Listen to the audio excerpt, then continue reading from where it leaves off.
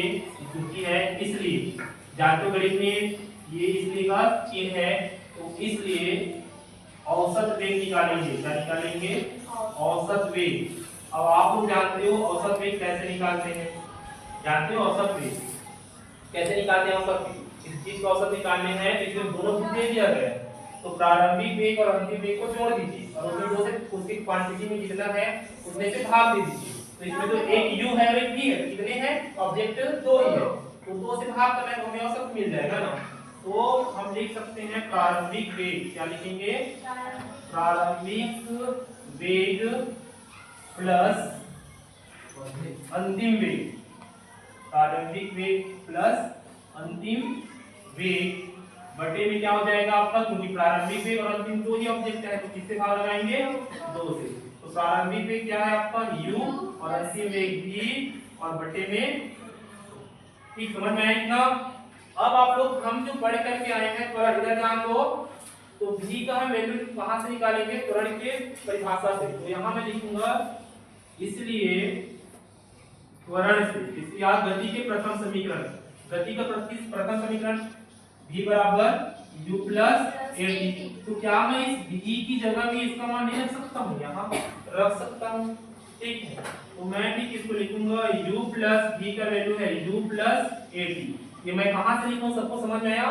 क्योंकि हम पढ़ के आए हैं गति के प्रथम समीकरण से। गति के प्रथम समीकरण से वैल्यू रखे हैं। कहाँ से रखे हैं? गति के प्रथम समीकरण से, जिसका वैल्यू होता है v बराबर u प्लस at। ठीक, ये बता दीजिए।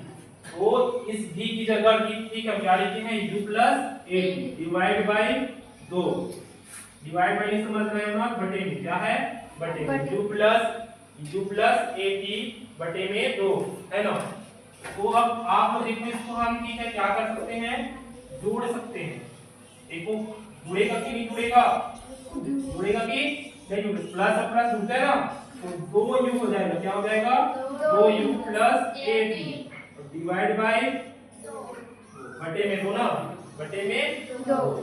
अब इसको देखो ये जो बटे है, अगर इसको मैं उसके ऑब्जेक्ट के अनुसार अलग अलग कर दूं, ये बटे इसके लिए भी है और इसके लिए, क्योंकि दो पद है। अब ये पढ़ोगे गणित में अध्याय 4 में बहुपद में ये दो पद है, तो ये जो बटे है ये दोनों के लिए, इसको मैं लिख सकता हूँ 2u बटे में 2 प्लस at बटे में 2। ये दो तो इसके साथ कैंसिल, इसका 2 बचा हुआ है, तो क्या बचेगा? u प्लस 1 बटे 2 at। तो औसत पे क्या निकल के आया आपका?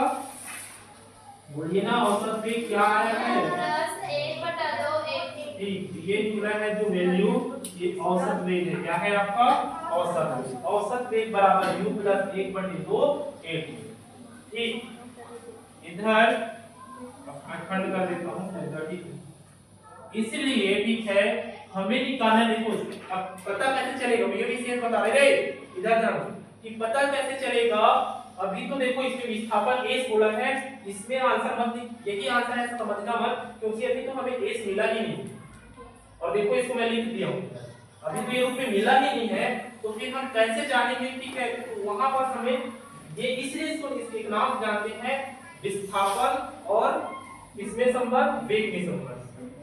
गति के जो द्वितीय समीकरण है उसको विस्थापन और वेग का संबंध कहते हैं। तो अभी तो हमें विस्थापन मिला नहीं है, इसलिए एक और फार्मूला होता है जिसको हम बोलते हैं, ठीक है, विस्थापन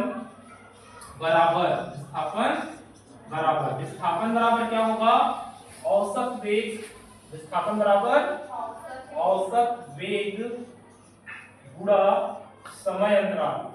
इतना समझ जाओगे? पूरा बोल रहा हूं उसको मैं, समय बस लिखा हूं। विस्थापन बराबर औसत वेग गुणा समय अंतराल।